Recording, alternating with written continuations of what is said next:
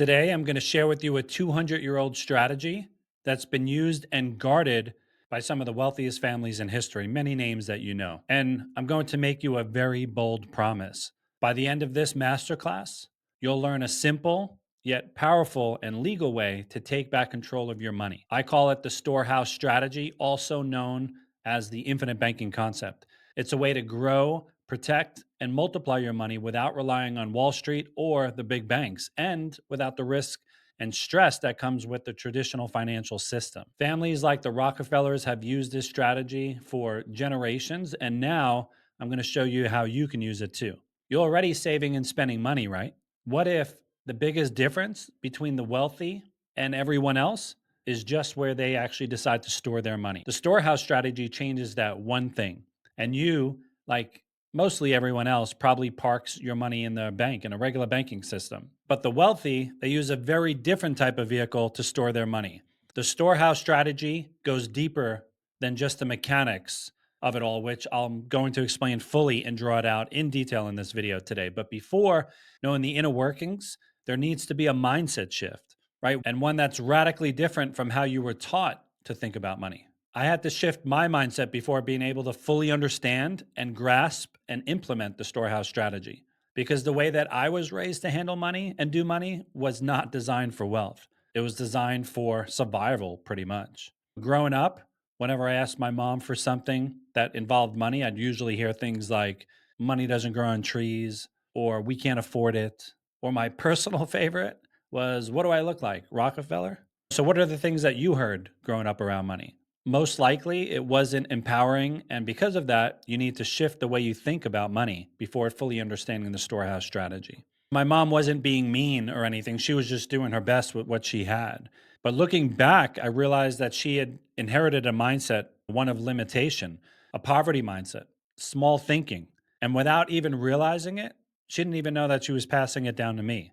There's one moment that I'll really never forget around money. I must have been around 8 years old. We were almost out of gas. I was driving with my mom. So we pulled into a gas station and the attendant walked up and said, fill her up, right? Back in New York, back in their day, the gas station attendant would fill up your car for you. And my mom said, no, just give me $5. Now, this was the 80s. So $5 could get you about a quarter of a tank. But even as a kid back then, I was still kind of confused. And I asked my mom, if we're almost out of gas, why aren't we just filling up the tank? And she said, it's too much right now. I'll get more in a few days when we need it. Sure enough, a few days later, on the way to bring me to soccer practice, the car was almost empty again. And back to the gas station, another $5. Even at 8 years old, I remember thinking, wouldn't it be better to just fill it up once? But now I see it clearly. It wasn't about the money, it was about the mindset. To her, $20 all at once felt like a lot, but $5 here and there, that felt more manageable, even though it was the same amount of money. That's what a poverty mindset does. It programs you to focus on short term relief instead of long term strategy. Can you relate? Can you see how thinking that way actually keeps you stuck, even when you're trying to do the right thing? And you weren't created to live with a poverty mindset. None of us were, right? You were created in the image of God, right? The creator of the universe. In Genesis 1:27, the Bible says, so God created man in his own image. In the image of God, he created him, male and female, he created them. So that means that you were created to think like God. And let's be clear, God doesn't think small. He doesn't operate from a poverty mindset or a scarcity mindset. Our God isn't the God of just enough. He's the God of overflow. He moves in abundance and multiplication, and he doesn't run out, and he stores up for future. He's the God of storehouses. And if you were created in his image, and you were, doesn't it make sense that he designed you to think that way too? And the beautiful thing is this is he's given us blueprints all throughout the Bible. Throughout the Bible, God reveals his system for stewardship, for multiplication, and for creating legacy. One of the clearest examples is found in Deuteronomy 28:8, where the Bible says, the Lord will command the blessing on you in your storehouses and in all to which you set your hand, and he will bless you in the land which the Lord your God is giving you. Now let that sink in for a minute. It doesn't say God might bless you. It says the Lord will command the blessing. That word command, it's not a suggestion. It's an authoritative order. If God says he'll command a blessing on your storehouse, wouldn't you want to make sure that you have one for him to bless? So, what actually is a storehouse? In biblical days, it was a place or a barn to store resources and food in times of possible famine. Most people spend everything that comes through their hands today, leaving nothing for God to work with. In Proverbs 21:20, it says, "The wise store up choice food and olive oil, but fools gulp theirs down." It's basically saying that a wise man or a woman saves for the future, but a foolish man spends whatever he gets. Show God that he can trust you to steward what he's given you. Build a storehouse and watch how he opens doors that only God can open. Deuteronomy 28:8 rocked me when I read it. And I thought, if God blesses storehouses, I need to make sure I'm building one. And then I realized that I actually had already started one. I had set up my infinite banking system about a year before, but I didn't fully understand the spiritual weight of actually what I stepped into.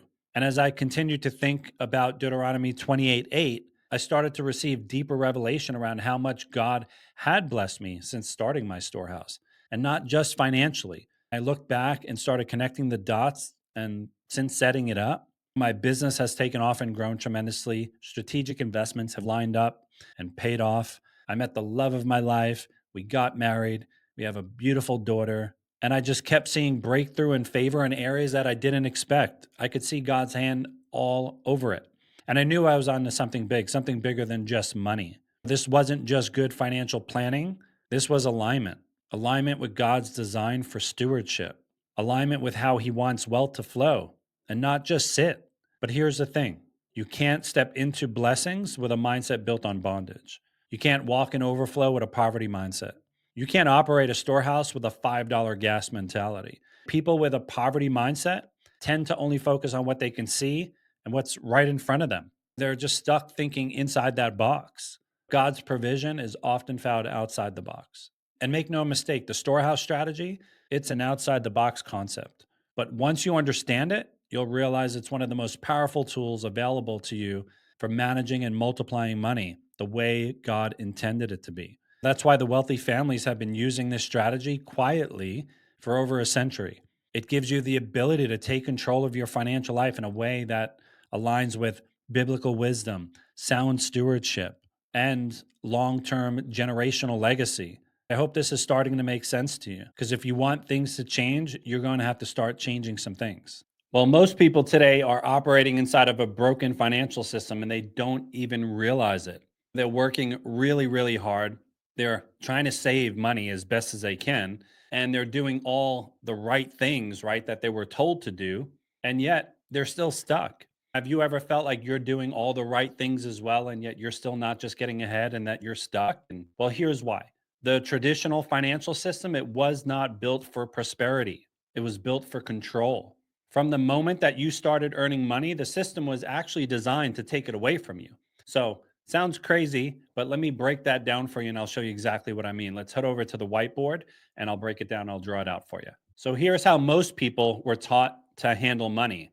You earn money, you work your job, your business, whatever it is, you earn money, then you get a check or some money and you deposit it into a checking account. That's the next step. And then what do you do after that? You pay your expenses. That's your housing, your car, your food, subscriptions, all of that stuff.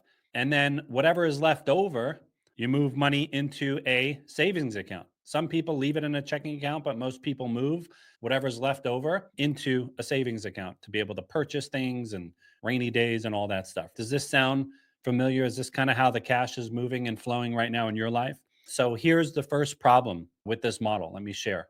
Most checking and savings accounts are earning less than 1%. That's peanuts. You're practically giving the bank your money for free, right? And even the best high yield savings accounts, some of them earn up to 4%, and those usually come with restrictions. And most people never actually even use them. You think your money is sitting in the bank, in your account, all comfy in a shoebox, just waiting for you with your name on it until you decide to use it. But that actually couldn't be farther from the truth, right? Banks take your money and your deposits and they lend them out at a huge profit while giving you pennies, peanuts, less than 1% in return. And then banks loan your money out in the form of loans and credit cards to other people. So now let's say here they're giving you 1% on your money in your account, right? And what are they going to do here? They're going to loan that money out to somebody else who comes for maybe, it's a car, right? They come for a car loan, maybe at around 7% today. That's about average, some a little less, some more. And then other people are looking for a home. And that's somewhere around 7% today, right? We'll try to make that look like a little house. And then other people are coming to the bank and asking for business loans. So they're coming here and they're wanting to take out a business loan. And let's say that's those could be higher, but they're around 8% today. And this whole game here, it just continues. The banks don't leave money stagnant. They don't leave your money sitting there. They start loaning it out and moving your money around. So let's actually take a look at what banks made from loaning your money out, right? It's not even their money, it's your money, right? So they gave you 1% and they made seven. So that's 6%. They made seven off of your 1%. That's 6%, right? And then here they made eight. That's 7%. Most people would think that the bank that they made a total of 19% if you total those all up. But that's actually not the truth. Let's actually take a look at what it is.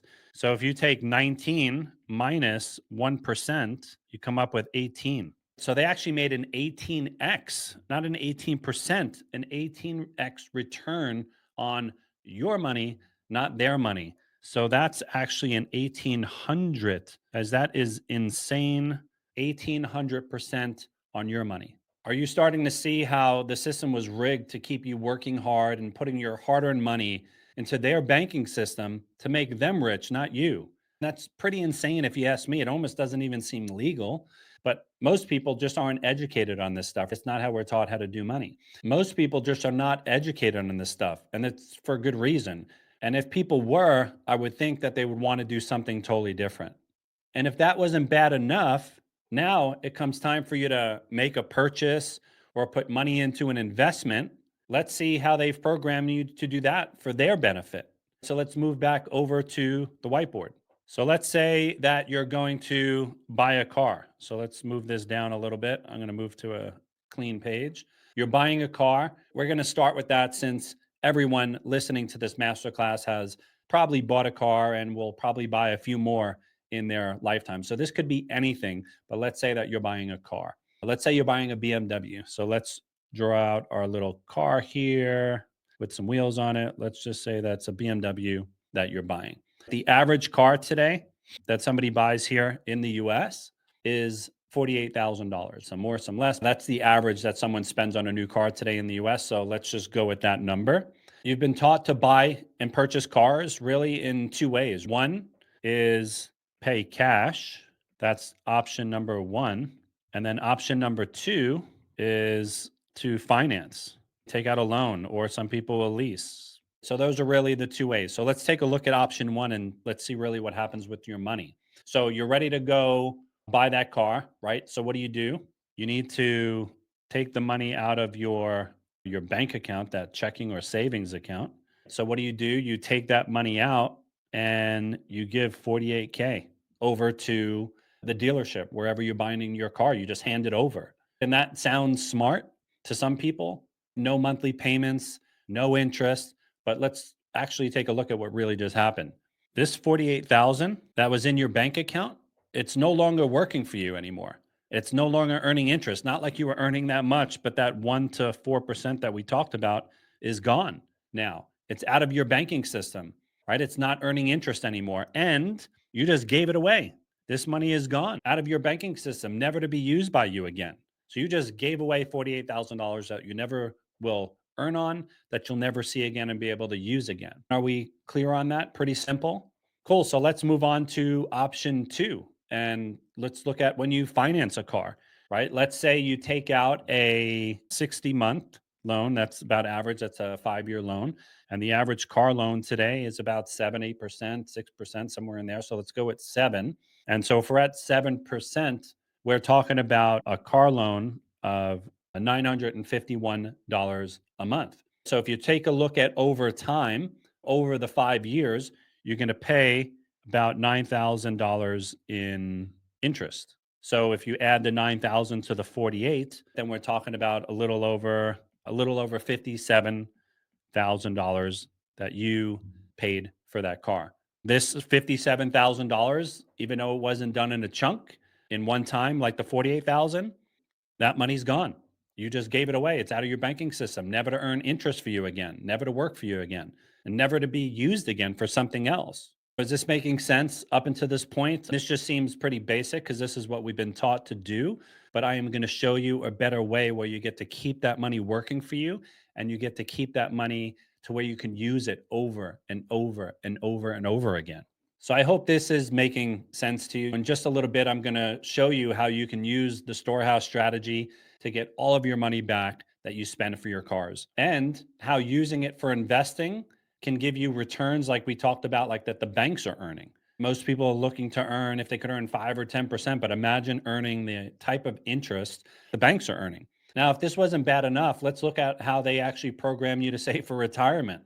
Wall Street tells you to lock up your money in 401ks for decades, giving you absolutely no access to your money, no liquidity. And if you do want to use it early, they're going to penalize you for it with fees. So they're going to penalize you to use your own money, forcing you to keep it in there, right? Then they paint this sneaky little picture that the tax on your money will be deferred until you retire. And it sounds really good. But let me ask you a pretty simple, logical question. Are taxes going to be higher when you retire versus what they are now? I don't know what world that you've been living in, but I've only seen in my lifetime taxes go up. And I think that's pretty standard. So far, you've been taught to trade your time for money, save in accounts where you earn next to nothing, but where the banks actually get rich off of your money. And when you're purchasing things like cars or making investments, you take your money out and have it stop working for you. Or take a loan from them and give them all your money over time, and still all that money is out of your banking system. And you've been taught to trust your future to volatile markets and lock up your money until retirement, having no liquidity and crossing your fingers and hope that you'll have enough saved sometime to retire someday. But let's be real. That's not a wealth strategy. It's a total trap. It's a cycle of dependency, delay, deception, and it's keeping you in financial bondage. Meanwhile, wealthy families are doing something completely different. They're storing their money in a place that's been kept under the radar from the average everyday person. Don't you think it's time to stop doing what they tell you to do and actually start doing what they're actually doing? So now that you see how the traditional financial system keeps most people stuck, let's take a look at how the storehouse strategy actually works. Because once you understand how your money can grow and move and multiply at the same time, you'll never think about banking the same way again. I promise you that. So here's the big idea: instead of letting the banks control your money, you actually become your own bank. Now, I know that sounds crazy, maybe something you've never heard before, but this is what the wealthy families are doing, and they've been doing for over a century. And the average everyday person is able to do this as well. You actually create a system where your money grows predictably with uninterrupted compound interest. It stays liquid and accessible. It's not locked up, it's protected legally against lawsuits and judgments, and it never stops working even when you use it. I think you're going to be pretty blown away when we talk about that. It also gets recaptured by you, right? Keeping it circulating within your banking system. You're not giving the money away. Like when you go to buy a car cash or you put money into an investment, like that money is gone out of your system. We're going to show you how to recapture that money as well. This is the strategy that the Rockefellers have used for many generations. It's a strategy that many wealthy families use because of the power of it. Nelson Nash coined the phrase infinite banking, showing the average everyday person like you and I to copy what the major banks are doing, what the major corporations are doing. And I refer to it as the storehouse strategy because that's what it actually becomes for you: a place to store your wealth, to grow it, and access it on your terms. So here's the foundation of how it actually works. So, again, so here we are at the whiteboard. The storehouse strategy, it's really just changing one thing from what you're doing. That's how simple this is. Let's not overcomplicate it. You're going to still do the same thing. You're going to earn money just like you were originally from your business, from your job. You're going to put the money into an account. You're going to pay your expenses. But here's the one thing that changes: you're going to create a storehouse. This is the one change. You open a specially designed whole life insurance policy from a dividend paying, mutually owned insurance company. Now, I know that sounds like a mouthful, but I'm telling you, it's actually pretty simple. And you actually might be thinking, life insurance? That's what I thought the first time I heard it. That's because you've been programmed to not fully understand how all of this works. Remember, you have to stop looking at things the way you have always looked at them, or otherwise, you're not going to be able to wrap your head around this. The people that design the system want it that way. They want you to keep looking at things a certain way. They want these things not to make sense, and they want you to just go back and continue doing things the way that you've been doing them, keeping your money in their system, getting them rich. Most people know life insurance for a death benefit that's paid out when you pass away, that goes to your beneficiary or your family. And that's a huge benefit to storing your money in this type of account. Imagine being able to secure your legacy for your family, knowing that your family is well taken care of if something was to happen to you, if you were to leave this planet early, just by storing your money in a different type of account.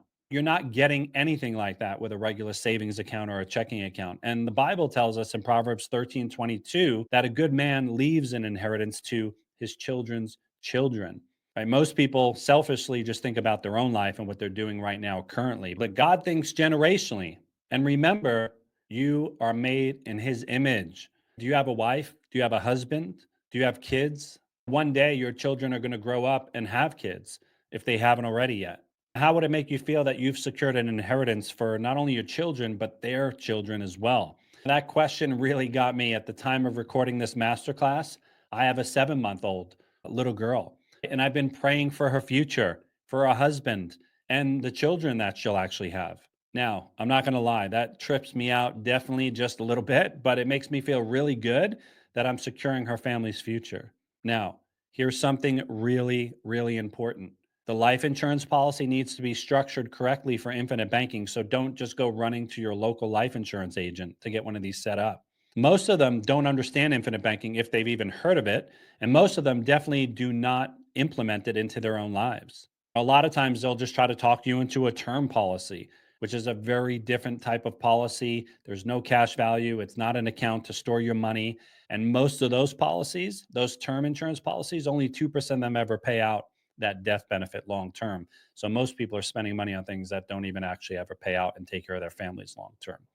And just a side note, when a whole life policy is designed for infinite banking, the agent who wrote the policy actually takes a 60 to 80% haircut on their commission that's paid to them by the insurance company. It must be designed correctly so that you're maximizing the cash value inside the policy. That's what functions like a private bank account that you have full control of. And if you decide that this is for you, my team and I can help you get everything set up the right way. So don't worry about that. We've got you covered there. Most people think of life insurance only as a death benefit that gets paid out to your family, like when you pass away. Now, that's an amazing benefit of the policy, one that creates legacy. But a whole life policy comes with living benefits that let you use your money while you're alive. The money that you put into your policy that you store there earns uninterrupted compound interest of around 3.5% per year, but also earning dividends each year. And the companies that we use have paid dividends every year for the past 120 years through pandemics, through all of it. Both of these combined, your policy is growing at around 6% per year. Now, this type of account is a place to store your money. This is not an investment vehicle. Same way as a savings account or a checking account, it is not an investment vehicle. But wait until you can actually see how you can leverage your money and put it into things like investments. At the same time, your money actually never leaves your account. So it's earning uninterrupted compound interest as you're using it for investments or purchases. It's mind blowing. Think about that for a moment. Imagine giving your money multiple jobs instead of loaning it to banks for free and just parking it there and letting them get rich off of it. That's pretty much what you're doing when you deposit your money into a regular bank account to store it. The wealthy keep their dollars working in multiple places at once. And that's what you're about to learn how to do. When your banking system is structured properly, you're not just buying insurance, a death benefit, which solidifies your legacy. That is an important piece, but you're actually reclaiming control of your money and your finances. And you're setting up a storehouse where blessings can flow, and not just to you, but through you to impact and bless other people. Okay, so let's take a look at how you can now use leverage like the wealthy do to make purchases and investments. This is where it really gets fun here. Let's use the same example of buying a car, but remember the money you're using could be for flipping a home or anything else that you could think of buying or investing. When you're investing using your policy, that's when things get really, really powerful. I'll draw that out for you in a moment, but let's jump into the whiteboard and let's talk about buying a car using the Storehouse strategy. Okay, so let's say you're going to buy that same car, that same BMW for 48K. So let me draw this out for you. We have that BMW, put some wheels on it, 48K. You have your storehouse right here. So that 48,000 that you're paying never leaves your storehouse. It stays in there. Pay attention here because this is where things start to change a little bit and you can start to really see the power of this strategy. So the insurance company, they're down here. That's the insurance company who you have your policy, your storehouse strategy, infinite banking policy with, is they're going to loan you the 48K at around 5.5%. So they're going to give you 48K at about 5.5%. So remember, your 48K here is earning compound interest. It's never leaving your policy, it's staying in there, earning that uninterrupted compound interest. This is usually the hardest part for most people to wrap their heads around. So don't feel silly if it just went over your head. Again, it's all about the programming that you've received throughout your entire life. We have to break through that. So your money here, this 48K, is staying in there earning the uninterrupted compound interest. The insurance company is going to give you this 48K here. They're going to lend it to you. No credit checks, no questions asked, not what are you using the money for, and the money is in your account in just a few days. And the reason why they're doing this is they're going to use your death benefit that comes with the policy that secures that legacy for you as collateral. So, if that loan never gets paid back, and I don't suggest that you do that, we'll talk about that in a minute, but the insurance company would deduct it from your death benefit when it's paid to your beneficiary. So they're securing that loan. But you want to be a good banker and treat your money with the same respect that you would if you went and grabbed money up the block from a bank. So paying your loans back is a good idea. So let me explain why and how this works. So at 5.5%, the insurance company is giving you that money over 60 months. Same, we'll take it at the same term. If you were going to finance that entire thing from a bank, that gives you payments of around $917 over the 60 months. And you actually get to create the terms. If you want shorter terms or longer terms to make the monthly payment either larger or more smaller to make it more affordable, that's totally up to you. You're the banker. And if you needed to skip a payment or two because things get tight one month, there's no ding to your credit report. There's no collection calls. Nobody's calling. There's no repo of the car. Nobody's coming looking for that money because if you didn't pay the loan back, they'll just deduct it from the death benefit when you pass that's paid to your family and your beneficiary. So over the 60 months, let's break this down, you'd pay the insurance company about $7,012 in interest payments. That's the 5.5% over the 60 months. But pay attention here. Here's the difference. You get to recapture your entire principal because as you're making these payments back to the insurance company, this term is done in 60 months. You recaptured the 48K because it went back into your policy, being able to use again. And every month when you put it in, it's actually available within 30 days. You're able to pull that money out and use it again. So in this example, the car, think about it for a moment. You recaptured the 48K. So what did the car actually really cost you? The car, the BMW, over 60 months cost you $7,000. And actually, that's not even really the truth because let me change the color here. Your 48K here that was in your policy, it never left. What was it doing? It was earning uninterrupted compound interest over the course of that 60-month term. So, most of the time, especially as your account matures, your account grows by more than what the insurance company actually had charged. So, you recaptured all of your money, the original 48K. You didn't give it away. It's back in your banking system. It's recirculating, being able to use those dollars for something else. And you actually made money because this 48K compounded probably more than what the insurance company charged you. After you've paid back the loan, What do you still have? You still have the BMW, you still have the car that you can keep, sell, or trade in when you're ready to rinse and repeat it and get your next car. This is how the wealthy buy their cars and how they're getting every single dollar back when they purchase a car, recycling, recapturing, keeping that money in their banking system. Creating wealth is not just about how much money you make, it's about how much money you keep within your banking system. Imagine if you were taught this growing up. Like, where would you be right now? And look, I know that thought might hurt a bit, so don't go thinking about that too much. The best time to plant a tree was 20 years ago, but the second best time is now. So don't go crying over spilled milk. You have a lot of life left, and the time is going to go by no matter what. You get to decide what the rest of your financial future looks like from this point forward. Now, let's say you want to use your money for an investment. This is where you really start pouring gas on the fire with this thing. So let's check this out. Let's jump over to the whiteboard really quick. So let's say that you're putting 200K into a fix and flip. So you're buying a house there and you're putting 200K into it. So what do? You have your storehouse here and you leave your 200K in here earning compound interest. We leave it there. Remember, that never leaves the policy. What happens here? The insurance company, what are they going to do? They're going to give you a loan, 200K at around 5.5%. So let's say you'll have the house renovated and sold and fixed up and everything within 6 months. So 6 months is your time frame that you plan on fixing this thing and selling it off. All right. Here's the thing. You don't have to make a single payment back to the insurance company on the 200K they lent you during those 6 months. These are interest only loans. The interest is due at the end of the year. I mean, you can pay if you want, but you don't have to. You want to at least pay the interest yearly on your loan so it doesn't get added to the loan balance if it happened to go longer than that. So let's say you made 100K profit after selling the house. So you made 100K profit after selling that house. So what do? You take the 200K and you pay back that loan. So we said 100K profit.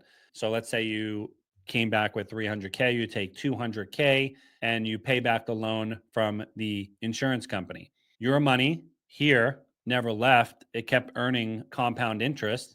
And now you have 100K in your hands. So let's look at what the return on investment. Most people would say that you made a 50% return on investment. And let's take a look at that. Remember, your 200K, if you did that with your own cash out of your savings account, then it would be a 50%. But your 200K actually never left your policy, never left your account. You use the insurance company's money at 5.5%. So let's take a look at what that is. So over 6 months, you would have paid the insurance company a little over $3,000, a little over $3,200. So the investment actually only cost you, this was your carrying cost there, but you made 100K. When you do those numbers, that is over a 3,100% return on investment. And that's actually not fully accurate because your 200K actually never left your account during that 6 month period and it kept earning uninterrupted compound interest. Are you starting to see why the wealthy use the storehouse strategy and why it's been kept a secret, hidden from you for over a century? And listen, this is not theory. My wife and I have been using our infinite banking system for the last 4 years to finance all sorts of things over that time frame. Our cars, investments, vacations, offerings to our church, and the list goes on, many, many other things as well. Okay, so check this out. Me and my wife, we went on a trip to Israel with our church 2 years ago. So we went to Israel, beautiful trip, 10 days with the church. We saw amazing, beautiful sights. We got baptized in the Jordan River. It was absolutely amazing. The trip cost 95.70 for both of us to go. So what did we do? We took our Amex card. There's another strategy that you can use, and we paid the 95.70 with our Amex card, and we collected all those points. And then the next day, we put in for a loan from the insurance company through our storehouse account. Our storehouse account, which is here, our 95.70 stayed, didn't go anywhere.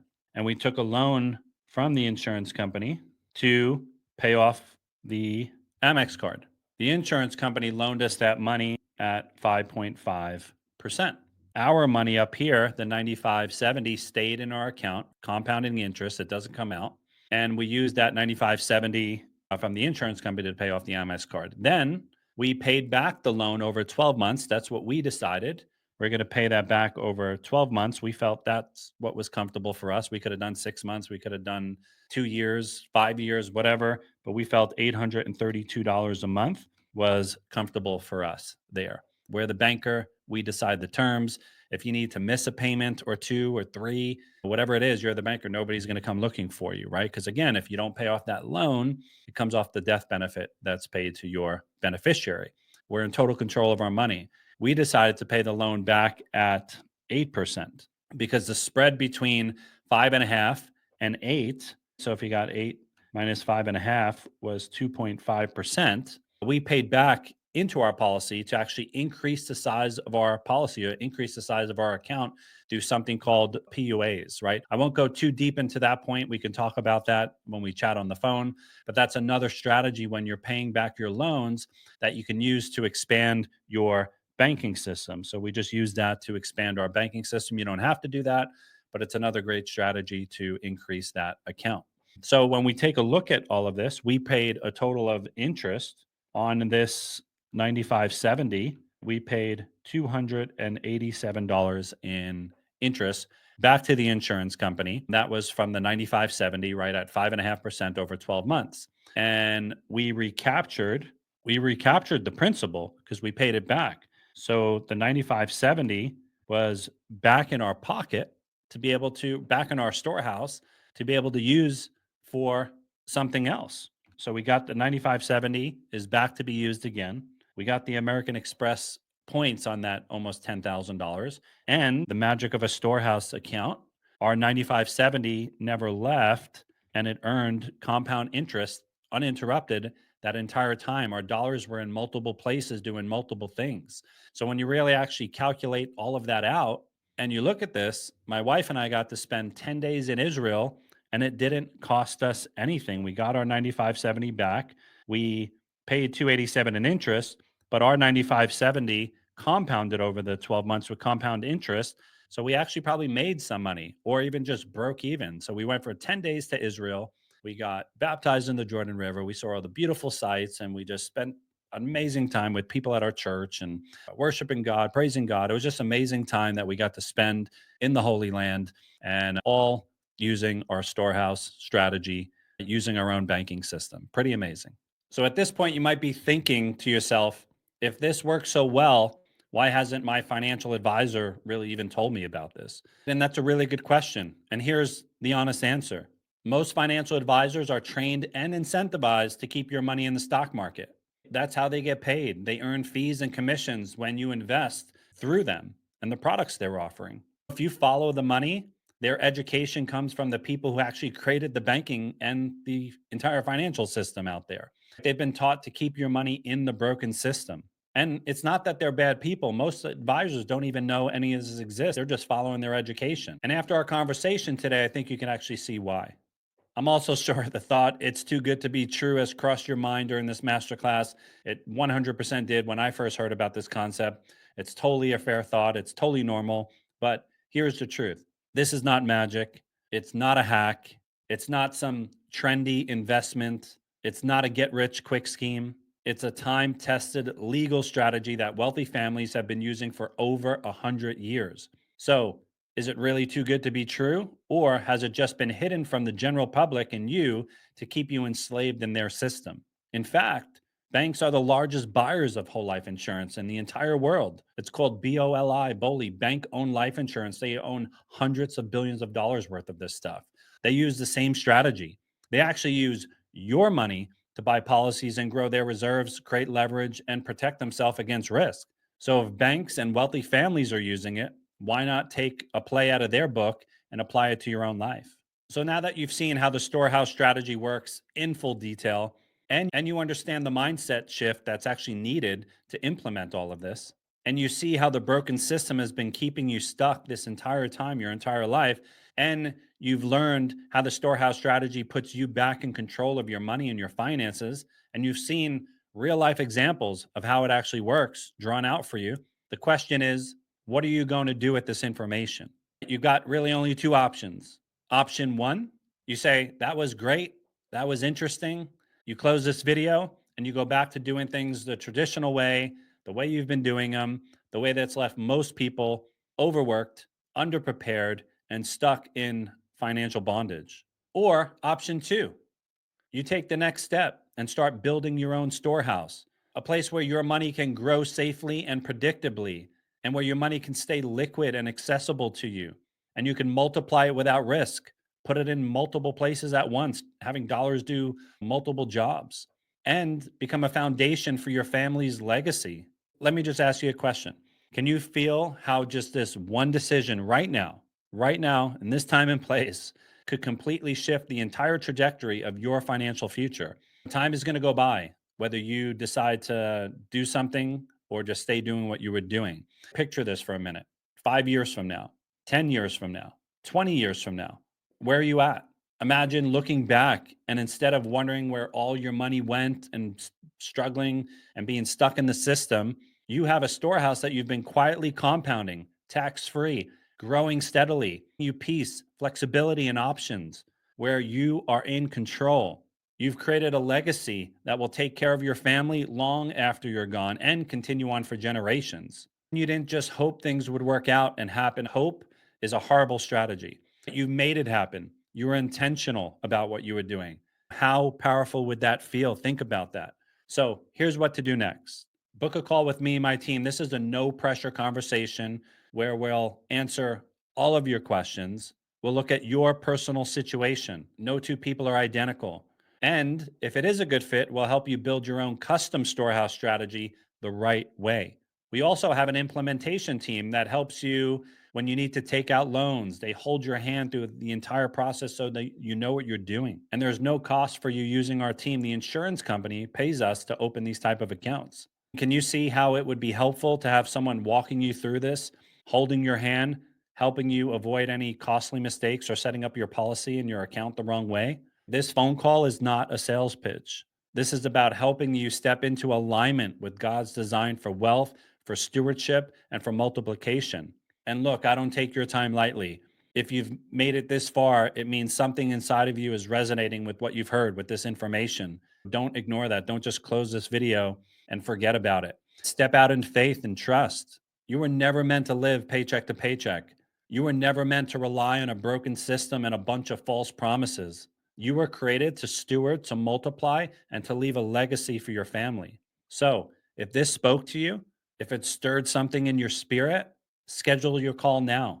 We'll help you walk it out with wisdom, with clarity, with purpose. You'll finally take back control of your money and your finances. You'll create a system that works for you and your family. You'll finally become the bank, and you'll build a storehouse that blesses you, your family, and future generations. Thank you so much for spending this time with me today. I hope it was impactful. I hope it was valuable, and I hope it was useful. And I look forward to speaking with you soon. Until next time, my friends, stay blessed.